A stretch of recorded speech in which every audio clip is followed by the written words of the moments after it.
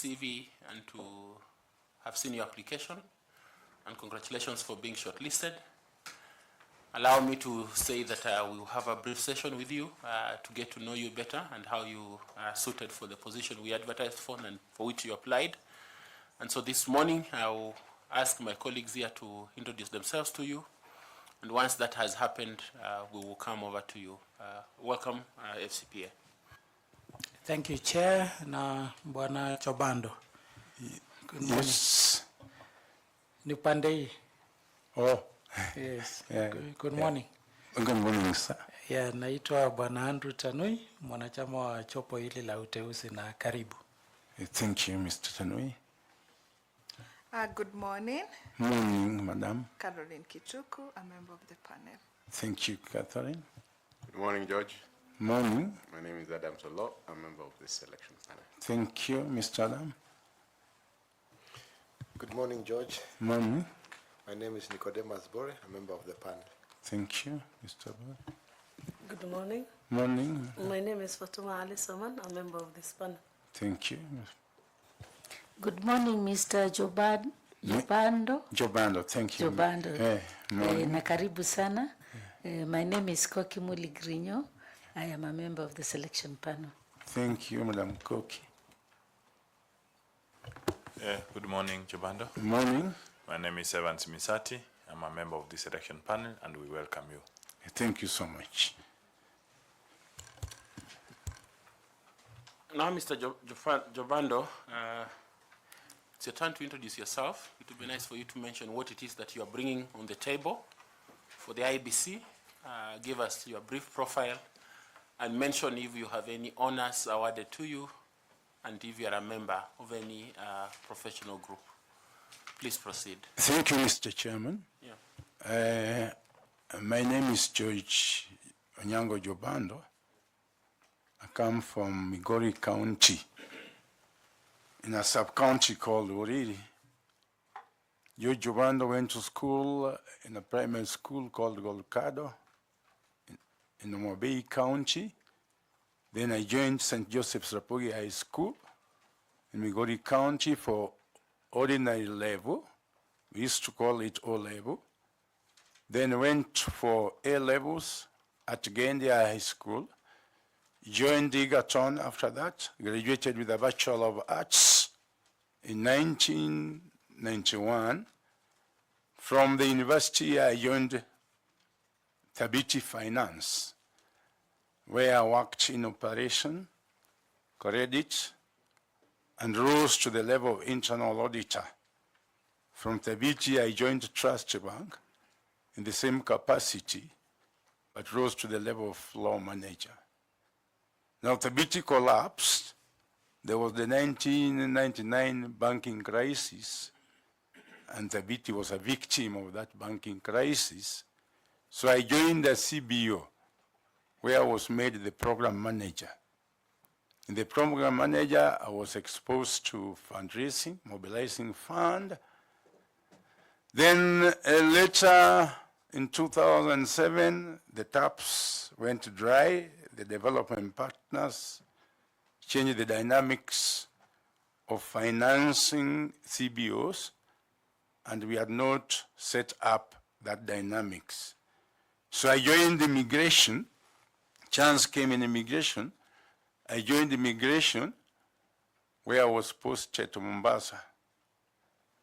Then came 2000. The IAIC advertised for positions that they wanted constituency election coordinator.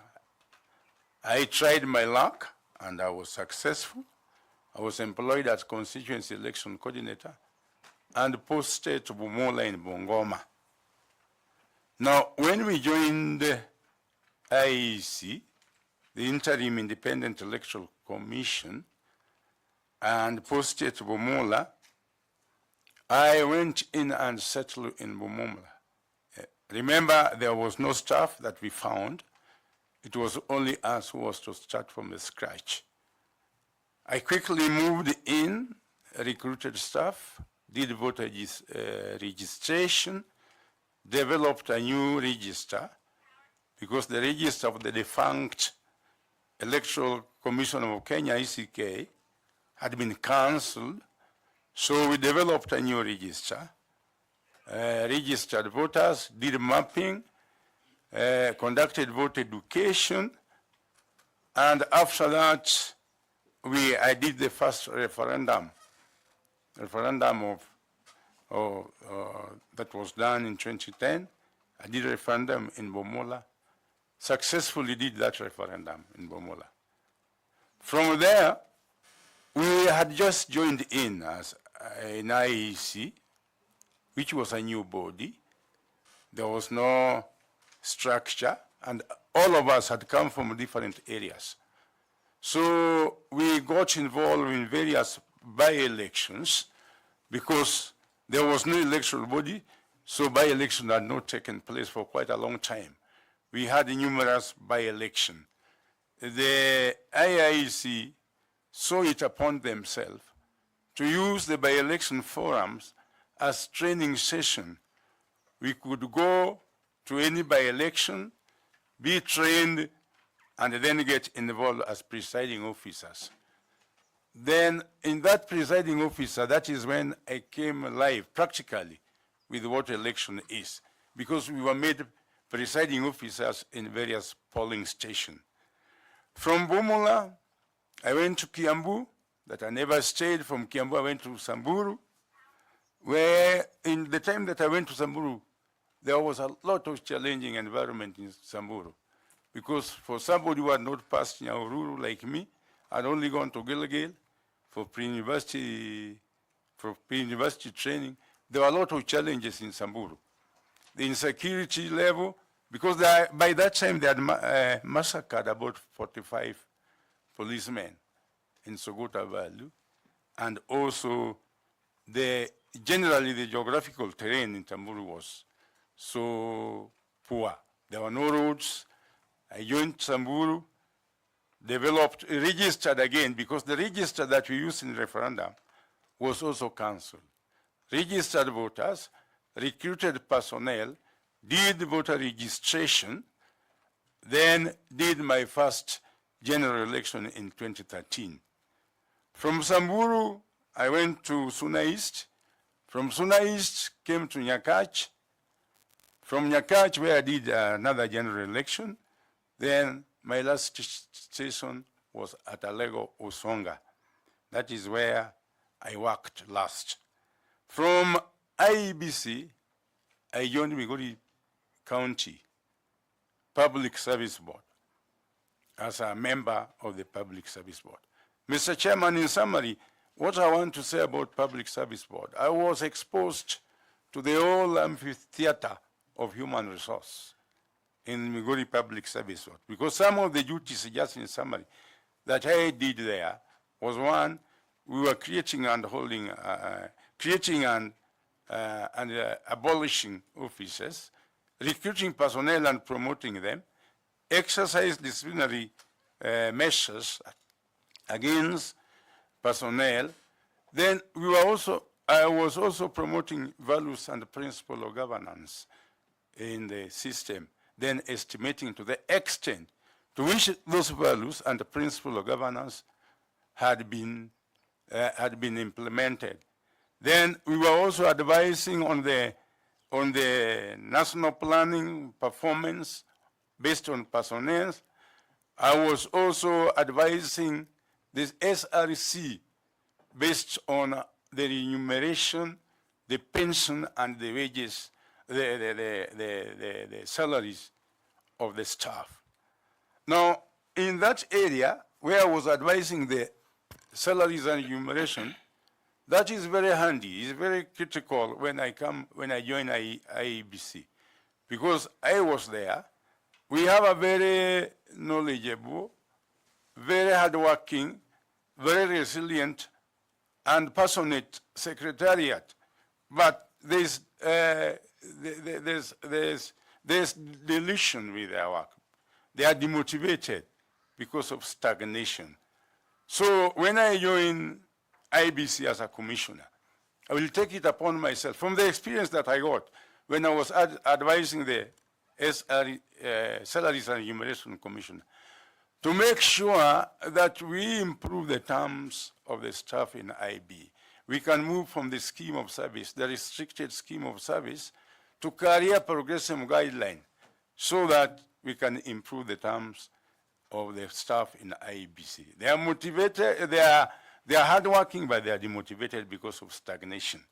Now, when I joined Public Service Board, I took it upon myself, because I was the head of compliance and legal. I was made the head of compliance and legal.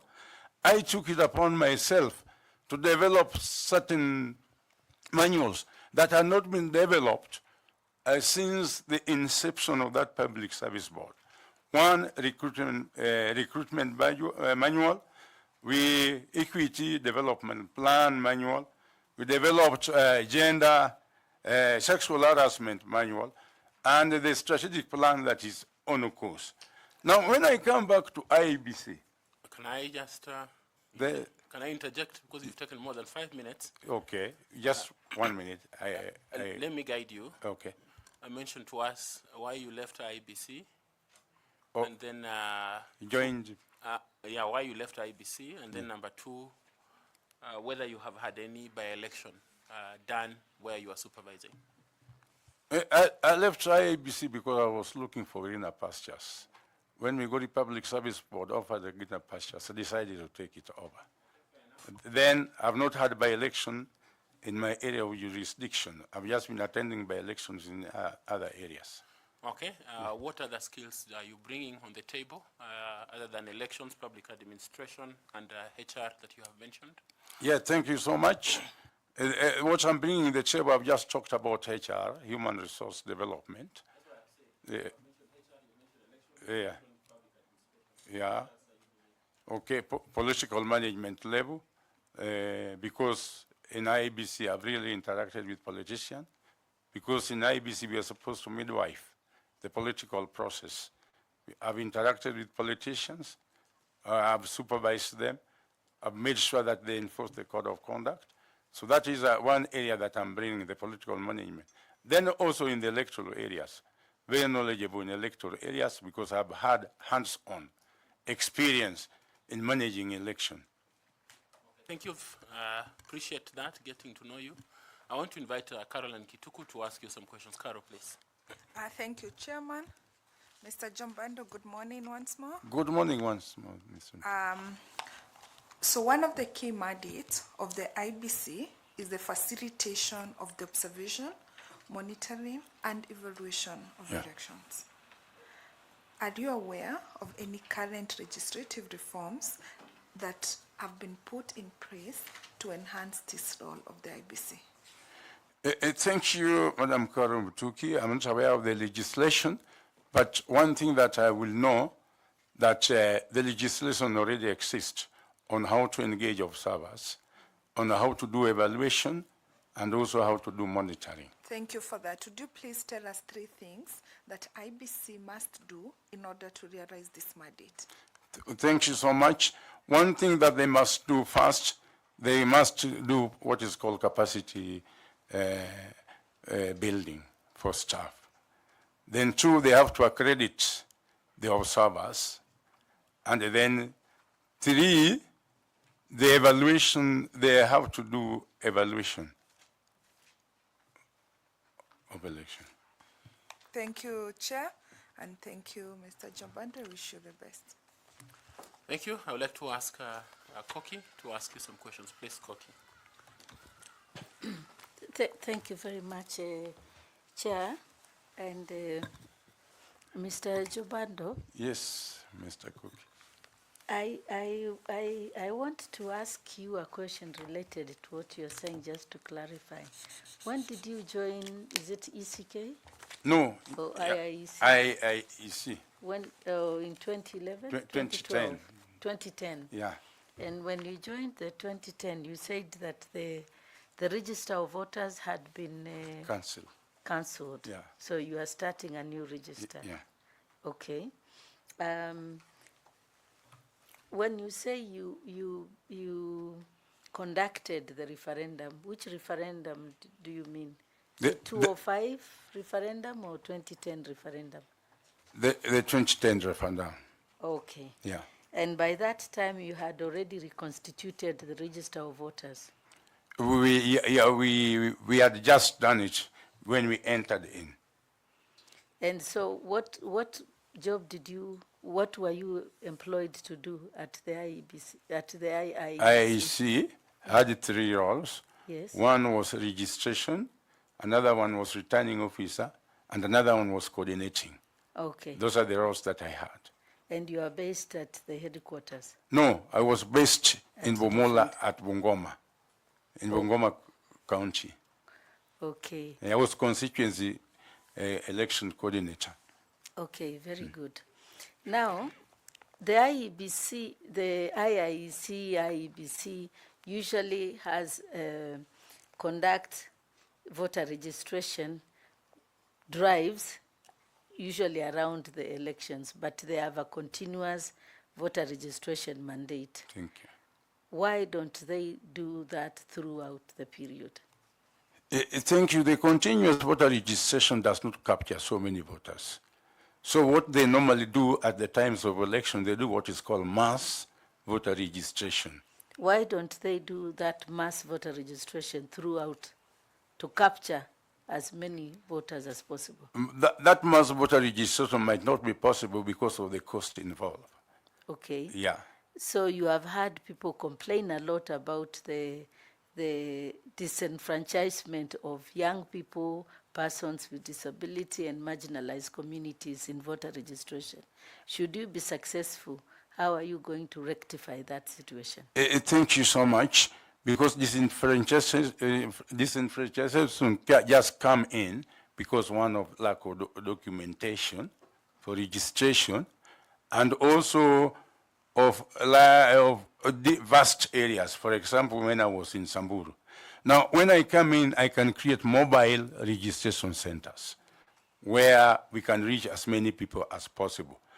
Now, the documentation is just to liaise with the ID department so that they issue ID. Thank you very much.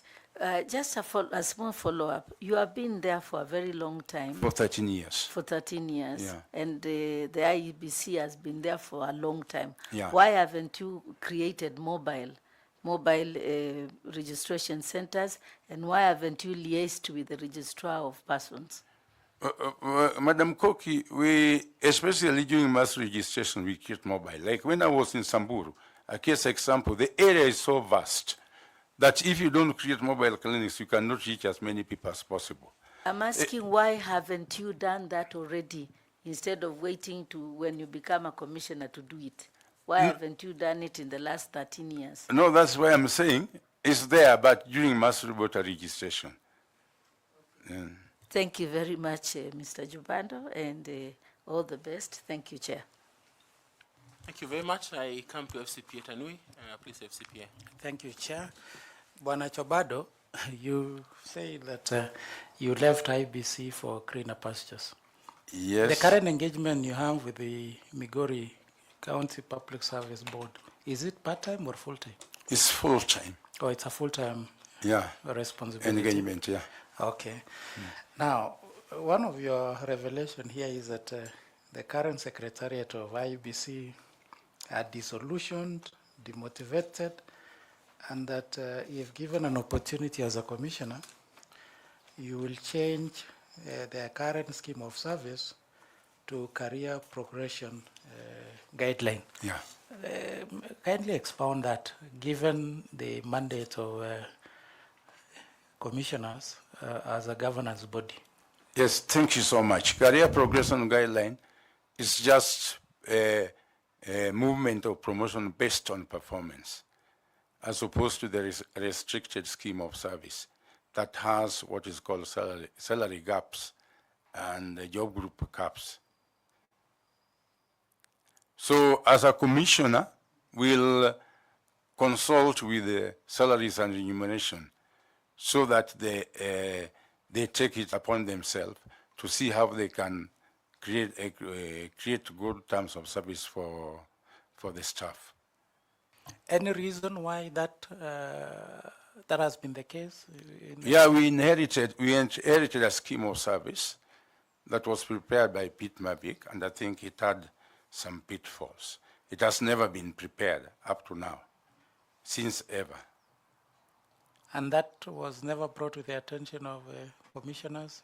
Several times it has been brought, but it seems they have not taken it over. Okay. Yeah. Lastly, as IBC, you should always have plans. You should plan ahead of time Yeah. to ensure that we have secure, free and fair elections. Yeah. So how would you, and using your experience now at County Public Service Board, help the IBC in terms of long-term plans? What strategies would you put in place? Yeah, long time, we normally have a strategic plan, and I think IBC strategic plan has expired. And then from there we develop electoral plans so that we plan ahead, not only for election, but we can even plan after election. So we'll prepare a strategic plan. Yes, that's one. Any other strategy? The other strategy that we can plan is to have a strong procurement plan for the materials that we want to use. That's all. That's all. Thank you. Thank you, Chair. Thank you very much, FCPA.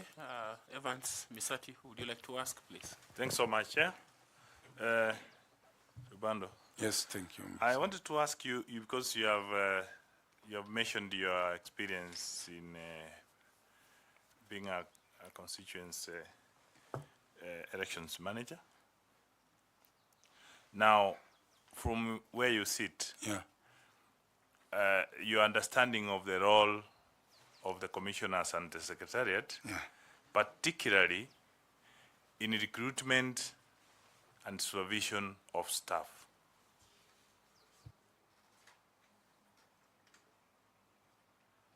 Yes, Mr. Musachi. The role of the commissioners and the secretariat Yeah. in recruitment and supervision of of staff. staff. Thank you so much.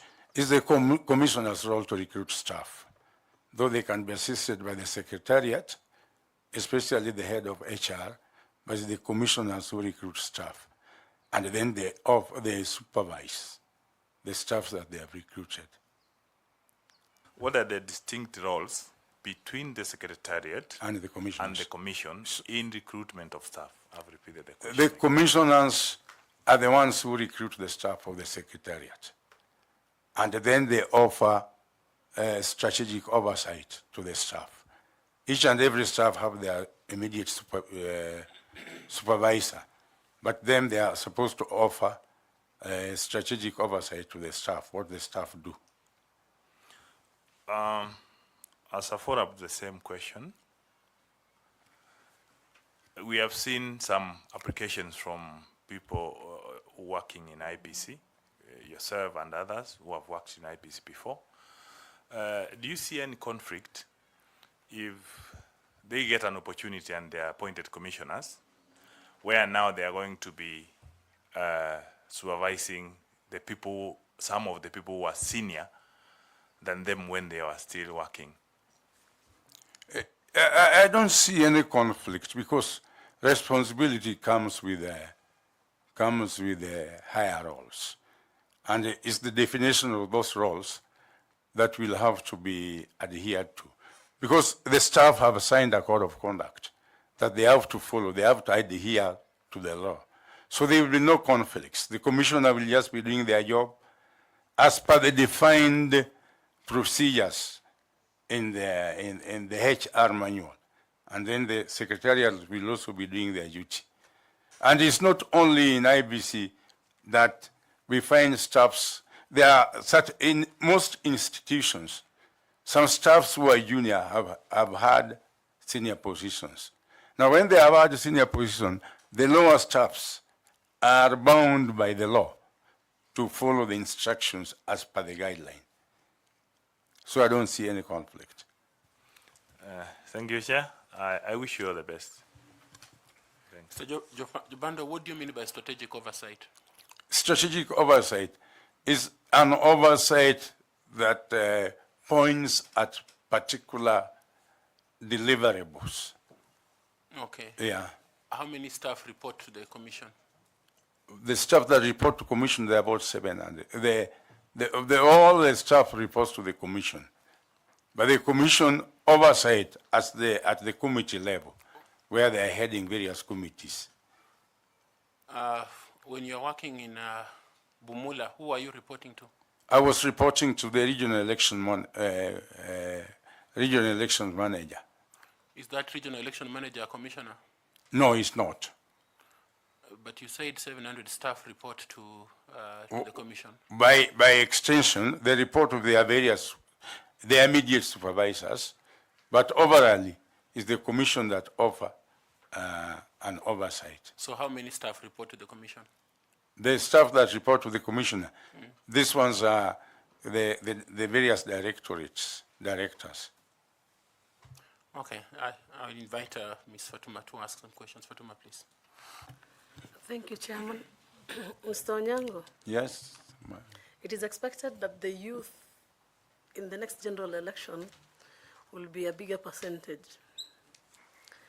If you happen to become a member of the IEBC, how would you meaningfully engage the youth and ensure their inclusion in the processes of the election?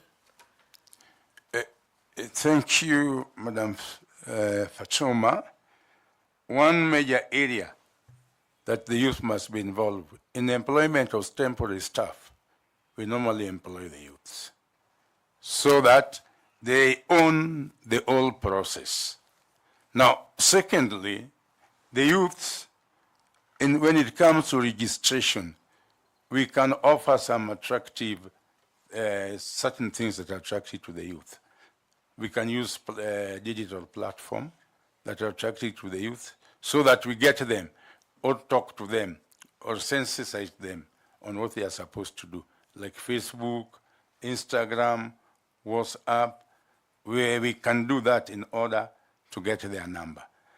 3, we have to offer serious voter education to the youth so that they know their roles and rights or what they are supposed to do in an election. In the recent youth protests, Yeah. we all realized that the youth don't like to be told, but rather to be listened. So how would you ensure that in the engagements? Yeah, the engagement should be interactive in a way. Not that you force certain things on them, but you also listen to them. But you are also able to convince them that what is being offered is what is right. And you also listen to their part, their view of what they are saying. So they are not supposed to be belligerent, but rather they should be listened to. But you engage them in a kind of interactive session, a dialogue session. Then you offer your side of the story of what they are supposed to do. Thank you. Thank you, Chair. Thank you. Nicodemus Bore, would you like to ask some questions, please? Kindly. Yes, thank you very much, Jobando. Thank you, Mr. Bor. Yeah, you know, we are all aware of the high cost of election. Yeah? How will you ensure of fiscal prudence if you are given a chance to be a member of the commission? Yeah, the high cost of elections come as a result of certain factors. Like when you talk about the technology, the KIEMS. But in other areas where I can ensure that we reduce the cost, I can talk about printing of ballot papers. I don't see the need why we can print the ballot papers outside the country when we are printing our currency locally. Despite the mistrust that is there, we can print the presidential ballot papers outside, but the other ballot papers can be printed locally. Then another area is what is called prescriptive legislation. There are certain legislation that can be administrative. For example, the number of voters in a polling station. It's not a must that it has to be capped by legislation. It can be done administratively. Then the commissioners can look at the various dynamics in various polling stations. Some of them can go higher, some of them can come down. Now, if you do that, we can reduce the cost by almost half. Then thirdly, Mr. Bore, most of the things have been bought in IEC, and they are reusable. For example, polling booth, polling ballot boxes, and even lanterns. So it is better we take an inventory of what is there so that we only buy what is not there. That can also reduce, because if you blanket it, that is 65 billion, that is already a mistrust, because there are certain things that are already existing. It's only that we can take an inventory and know what is there and what is not there. So, how many people will you recommend to be in a polling station? It depends on the dynamics of those polling stations. There are one in the town center. The town center can go to up to 1,000. But in rural areas, vastly populated areas, it can come down. How long does one person take to vote in an election? Roughly is about, if it is prudently done, or if it is effectively done, then it should be two minutes. Thank you very much. I wish you the best. Thank you. Professor 𝐉𝐨𝐛𝐚𝐧𝐶, please. Thank you, Chair. Bwana Jobando. Yes, Professor. I want to ask you about election integrity in the digital era, since you entered at a time that we were transitioning into the digital era.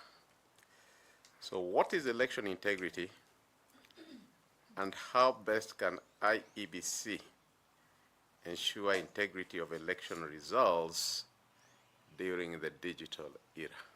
Thank you so much. Digital can be used to gain trust in an election.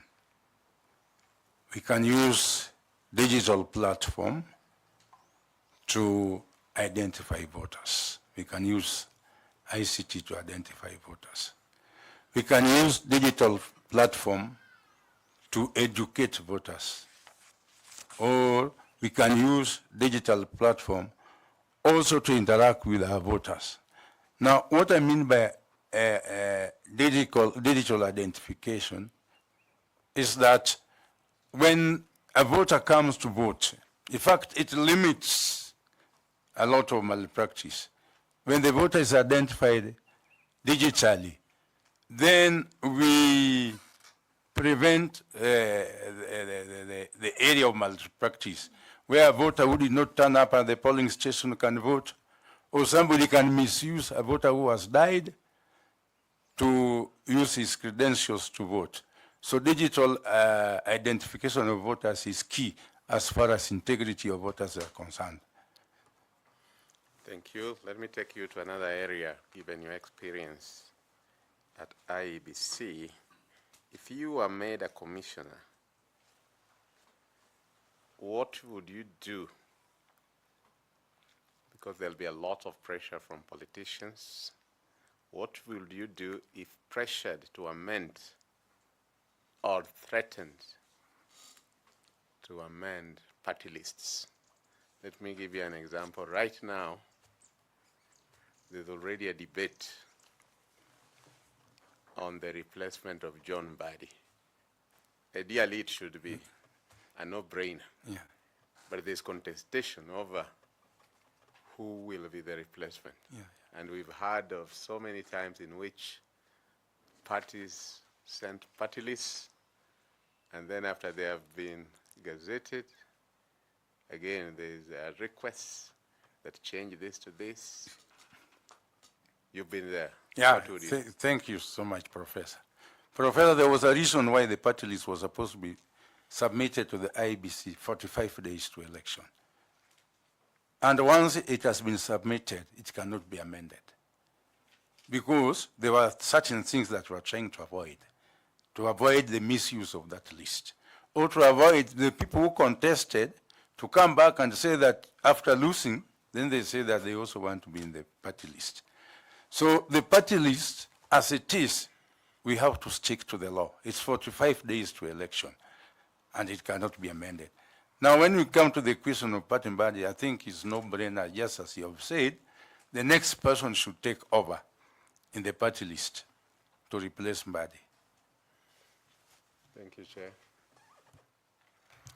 Thank you, Professor. Do you have some two small questions? Sure. Bwana Jobando, Yes, Professor. who is the current chair of the National Cohesion and Integration Commission? NCIO. Now, that's a very important organ. Yeah, that's a very important for organ. The work of IEBC, you know that. Yeah, national integration. But I can pass if. Is another reverend. Okay, the 30 seconds are over. Let's go to the next one. Yeah. In what circumstances can a presidential election be cancelled and a new one held? Yeah, the first circumstance is when the first circumstance is when the election is found invalid, when the presidential candidate has died, and Fine, that one you have answered. or the Another deputy, one? the president or the deputy has died. Yeah. Any other? That one is one. Then, when there is no person who has been nominated, who has presented himself to be nominated, then it can be cancelled. Thank you, Chair. Thank you very much, George Onyango Jobando. We have appreciated speaking to you. I don't know whether you have any question or comment to make so that we can be able to come to a close. Thank you so much, Mr. Chairman. I want to take this opportunity to thank you so much, the distinguished panelists, led by you, for having seen it fit that the people who have worked in the commission for so long, they have not been shortlisted to come and present themselves. So it's not something that we are taking for granted, that you have recognized that the people who started IIEC can also be commissioner. We offer a lot of gratitude in that area, and thank you so much for that area. I thank all the distinguished panelists for according me a fair hearing. Thank you so much. Thank you very much for your time. We have enjoyed listening to you and learning from your enormous experience in elections and the county government of Migori. Please do remember to pick your certificates. They will be at the door. The notebook is yours, the pen is yours, and even the water. Blessings to you. Thank you. Asante.